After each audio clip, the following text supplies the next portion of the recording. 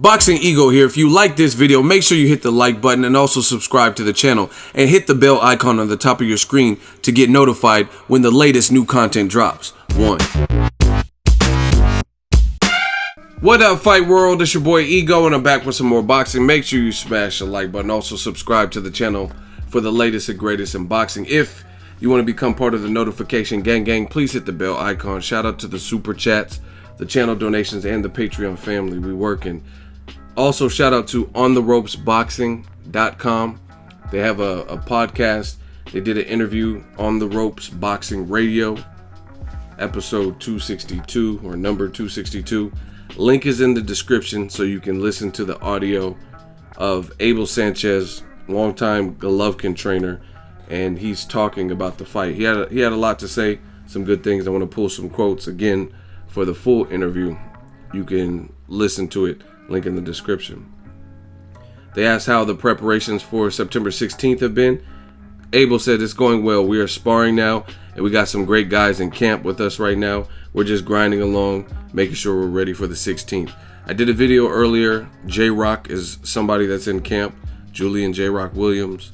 Also, Deshaun Flyboy Johnson, who sparred with Conor McGregor to prepare him for Mayweather. And considering the fact that Conor McGregor wasn't a boxer, a lot of people were proud of Conor's performance, saying he landed more than Pacquiao.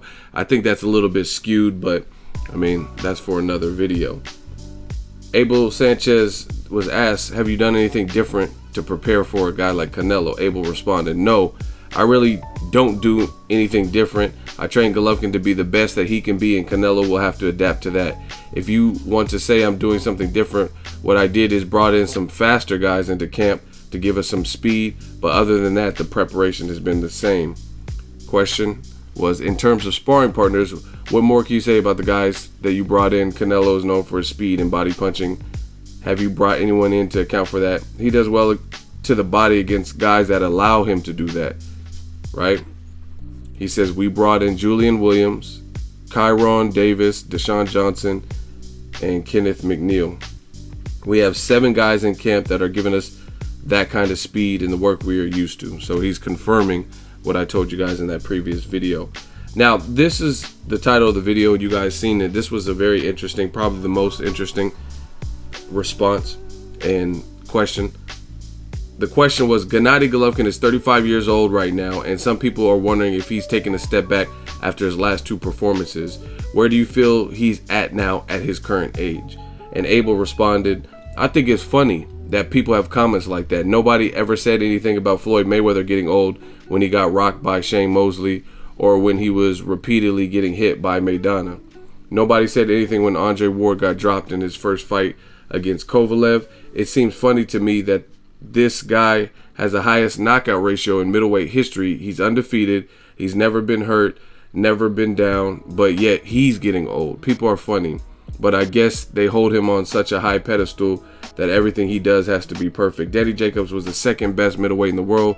Kell Brook was an undefeated welterweight champion who I knew was going to be difficult from the beginning because he was fast. These guys are quality guys, so it's funny that Gennady gets those comments made about him. He also says that Golovkin is the favorite in Las Vegas for a reason. The odds makers, they're not in the business of losing money, so he feels his fighter is rightfully the favorite. Even to this point, even closer to the fight, we're getting real close to fight week, and Golovkin is still the favorite. I'm going to give my thoughts and just kind of rebuttal what Abel Sanchez is saying. I think a little bit of what he's saying, it doesn't really, to me, it doesn't make sense, I guess you could say. And it's really his comparisons, because he's talking about Floyd Mayweather being rocked by Shane Mosley, right? And Floyd getting hit by Maidana. But I mean, that really, to me, doesn't correlate to Gennady Golovkin as a fighter and or his style and that kind of thing. I think from what I've seen, the people who are saying Golovkin looks to have some slippage and get old, the people that I've seen that have said that is because of his performances. Some people, including me, Canelo, Julio Cesar Chavez, Deontay Wilder, and others thought Golovkin lost to Daniel Jacobs. So that's one thing. Mayweather got rocked in the second round, but he didn't lose. He clearly beat Shane Mosley. In fact, after getting rocked in the second round, he won rounds 3 through 12. Same thing with Maidana. I thought he clearly beat Maidana. Maidana's just reckless and aggressive and stuff like that.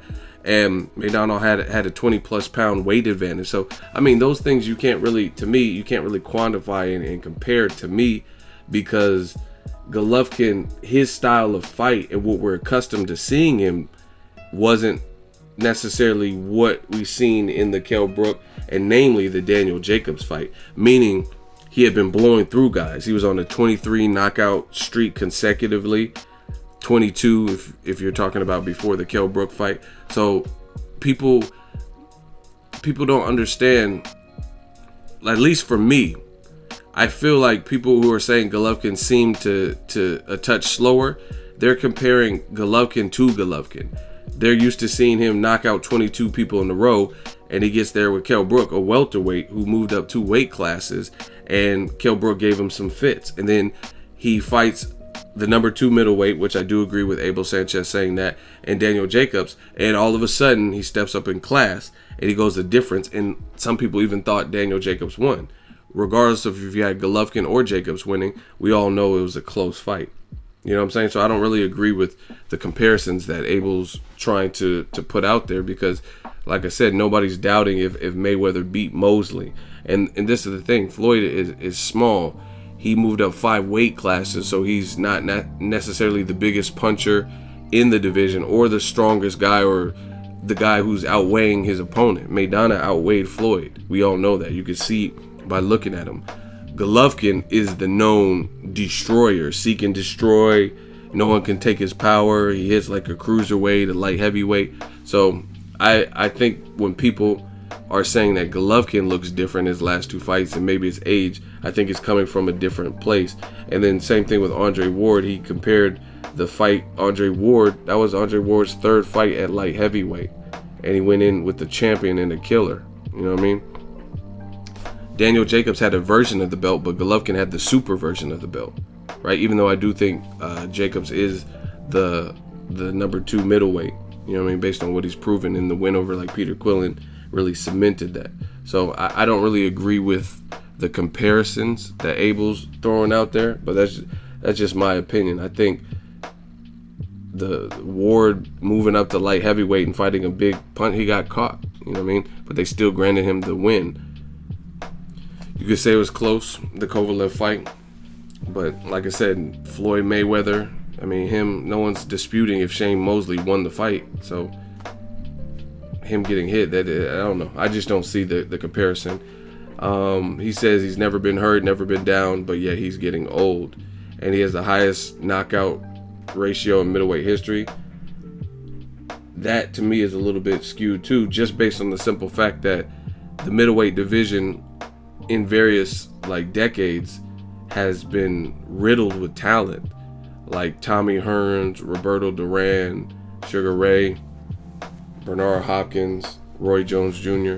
So depending on Carlos Monzon, depending on what era you're talking about, I would say this modern era, up until recently, like now you have, the reason I say up until recently is because David Lemieux, you can kind of add him. He's been doing better since the Golovkin loss, but more importantly, Canelo's in the division now, very skilled. Jermall Charlo's undefeated. He's in division. He's looking good. Stuff like that. So now you're starting to see some faces emerge that weren't previously in the division, things like that, that could make it interesting. Daniel Jacobs proved that his previous loss, he has heart, and he was fighting, you know what I'm saying? He wasn't trying to get knocked out again, and he stood his ground with Golovkin, stuff like that. So I think Golovkin, for a portion of his reign, Gregors, Proska, Gabe Rosado, Adama, Ishida, a lot of those guys weren't real middleweights.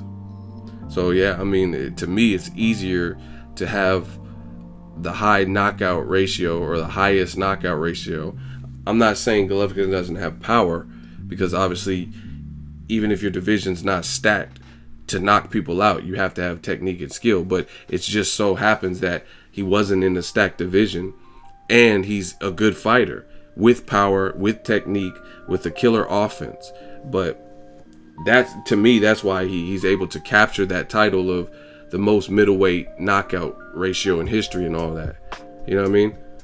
Because for a large chunk of time, I mean, who Curtis Stevens had, I think when Golovkin fought him, had 3 losses, one being a knockout loss to, I think his name, Marcos Primera, right? He lost to Andre Durrell.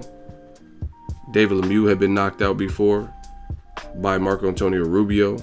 Marco Antonio Rubio had been knocked out before, and he had several losses, one being to Julio Cesar Chavez Jr. You know what I mean? So, like, coming up, who did Golovkin fight that was really undefeated up until maybe, I think Dominic Wade might have been undefeated, but he lacked pro level experience. He struggled with the 42-year-old, 41-year-old Sam Solomon with 12 losses. Kell Brook was undefeated, but he was a welterweight. You know what I'm saying? So ultimately, I just think you got to put things in perspective, and that's what I try to do. I'm not shading Golovkin. Everything I told you is fact. Like I said, if I wanted to make stuff up to throw dirt on somebody, then that's what I would do. But I'm not doing that. Everything I'm telling you, you can box rec, you can Google, go to Wikipedia, and understand this. So me personally, I just feel Golovkin at the time he was coming up, he was clearly the best by a long shot. You know what I mean?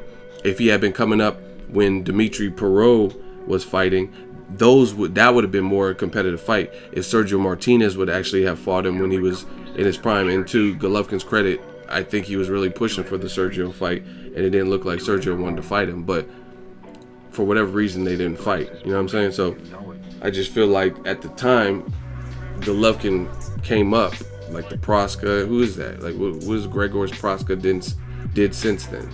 Nothing. So it's easier to capture those. That's like Terrence Crawford is destroying people at 140. So after he beat Ray Beltran and he beat Ricky Burns, imagine if he would have stayed at 135. The reason he left 135, because at the time, there weren't really any people there that could really even rival him. You already went to Scotland and beat Ricky Burns, and then you beat Ray Beltran, the longtime Manny Pacquiao sparring partner. There wasn't really any big names, so he moved up to pursue greater opportunities, which once again Crawford is about to do, to go up to welterweight. And he's already calling out Keith Thurman. So that's different. But imagine if Terrence Crawford stayed at 135. He could have the highest knockout, or one of the highest knockout ratios, you know what I mean, in lightweight history, because of the level of competition that were there at that time. Now you got some fights that could have been interesting for Crawford if they had been there in the division at the same time. Robert Easter, Jorge Linares, you know what I mean, those are good guys.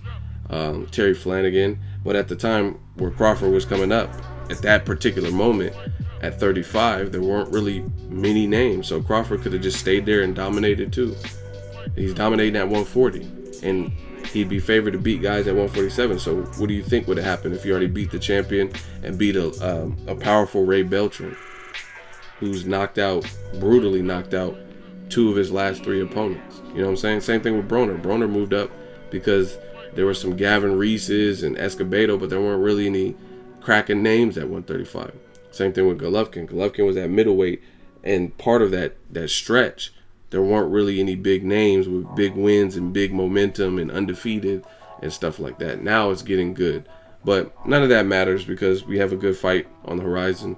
September 16th, Golovkin and Canelo. And it's a good fight. I'm looking forward to it. I'll be there. Let me know your thoughts. Check out the interview with Abel Sanchez. Let me know what you think. Is Golovkin showing signs of his age, or do you think it's overstated like Abel Sanchez is saying? Drop your thoughts in the comment section. Make sure you smash the like button as always. Hate, comment, and subscribe. Till next video is Ego signing off. So if you enjoyed this video and want more content like this on the channel, you can show your appreciation by going to the PayPal donate button or the YouTube support button, and you can donate any amount that you feel is equivalent to the value of this video. Much more to come. Thank you guys for your support. Boxingego, the future of boxing.